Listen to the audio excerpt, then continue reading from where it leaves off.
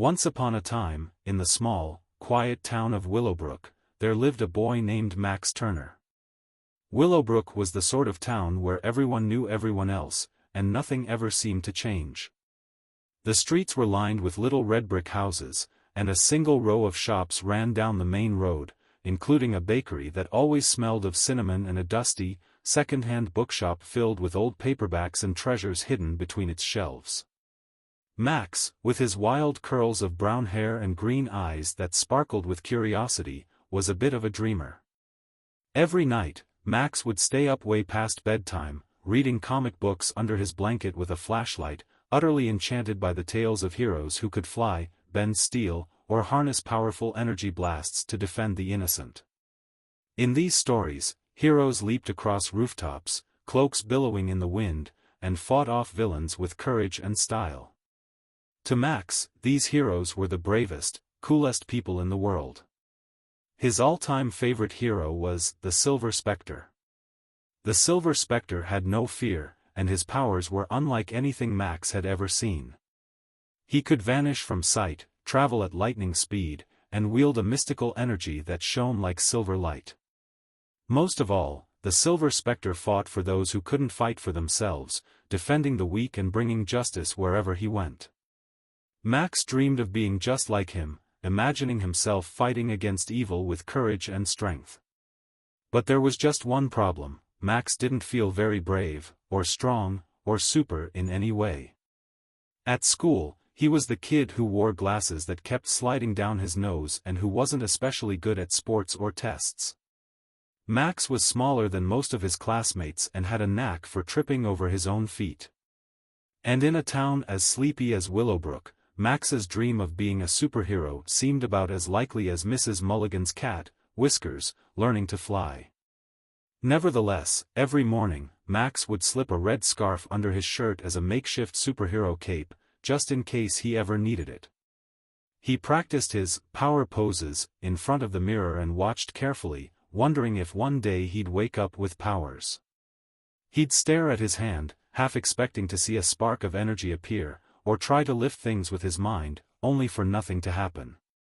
One day, while walking home from school, Max noticed a girl named Lily struggling to carry a big stack of books.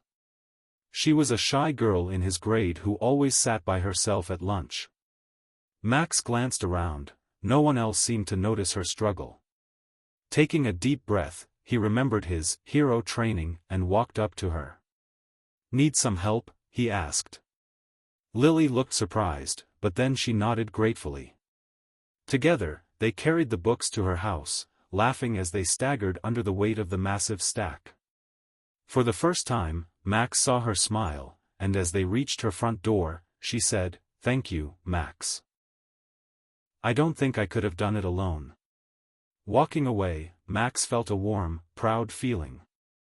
He hadn't stopped a villain or used superpowers, but he'd made someone's day a little brighter. He started to look for other chances to help around town. He'd open doors for neighbors, pick up trash he found in the park, and help his parents with chores without being asked.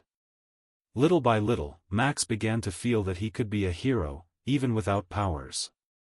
Weeks went by, and Max's kindness didn't go unnoticed.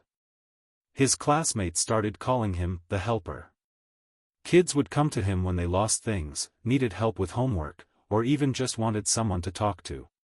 He started to build a quiet confidence, realizing that maybe being a hero wasn't about flashy powers or dramatic rescues, it was about doing good, even when no one was watching. Then, one fateful Friday night, something extraordinary happened. Max was lying in bed, reading a particularly thrilling Silver Spectre comic. In this issue, the Spectre was saving a group of people trapped in a skyscraper during a thunderstorm. The suspense of the scene and the crackling tension in the air made Max feel as if he were right there beside his hero. And then, outside his window, real thunder rumbled, and rain began to pour. Max got out of bed and went to the window. A powerful storm was rolling into Willowbrook. The wind whipped through the trees, lightning flashed in the sky, and rain hammered down on the rooftops. As he watched, something caught his eye, a strange, shimmering blue light at the far end of town, near the old Willowbrook Bridge. Max's heart skipped a beat. That light didn't look like anything he'd seen before. It looked magical, almost like the silver energy he'd seen in his comics. He felt a powerful tug of curiosity. Maybe it was nothing, maybe it was just his imagination, but Max had never been one to ignore a mystery. Without a second thought, he grabbed his flashlight, pulled on his red scarf, and dashed out of his room, sneaking quietly past his sleeping parents and into the stormy night. The streets were deserted as he made his way through town, his flashlight cutting through the sheets of rain. He splashed through puddles, his heart racing as he grew closer to the bridge. And there, in the middle of the bridge, stood a figure cloaked in silvery light. Max couldn't believe his eyes. It was the Silver Spectre. Or at least, it looked like him, the same mysterious cloak, the same powerful stance, and an aura of energy that seemed to glow like moonlight in the storm. The man turned and looked at Max, his face serious yet kind. "You're brave to come out here, Max," he said in a deep voice that carried over the sound of the rain. "I've been watching you." Max's eyes widened. He was too stunned to speak. The spectre took a step closer. "Heroes aren't always born with powers, Max. True heroes are those who see the good in others and who choose to be kind even when it's hard. You've shown courage, compassion, and resilience. You've been a hero every day, without even knowing it." Max's heart soared at these words. He hadn't thought that the small things he did, helping others, being kind, and lending a hand, could make him a hero. He thought heroes had to be strong and powerful, like the Silver Spectre. The spectre smiled gently. "But there's something special about you, Max. You have the heart of a hero, and that's more powerful than any superpower." He held out his hand, and there in his palm was a small, shimmering stone, a beautiful, glowing crystal that pulsed with a warm, blue light. "This is the Heartstone," the spectre said. "It doesn't give you superpowers, but it can reveal the hero within. Keep it close, and it will amplify your courage and remind you of the power you already have."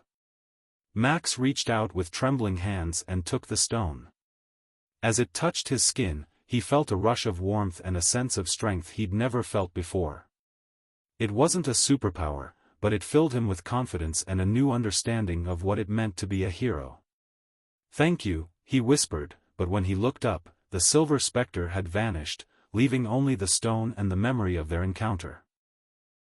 From that night forward, Max carried the Heartstone with him wherever he went. It became his most treasured possession, a symbol of the hero he aspired to be. He continued his acts of kindness, but with a new determination. He started a club at school called the Heroes of Willowbrook, where he invited classmates to join him in doing good deeds around town. Together, they cleaned up the park, collected food for the local shelter, and helped their neighbors with chores.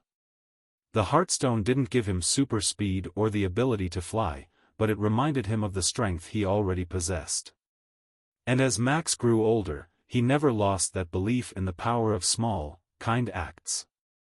His dream of becoming a superhero had come true, not in the way he'd expected, but in a way that made him a true hero in the eyes of everyone around him. And perhaps, somewhere in the shadows, the Silver Spectre watched over Max with pride, knowing that the world was a little brighter because of one boy with a big heart and a dream.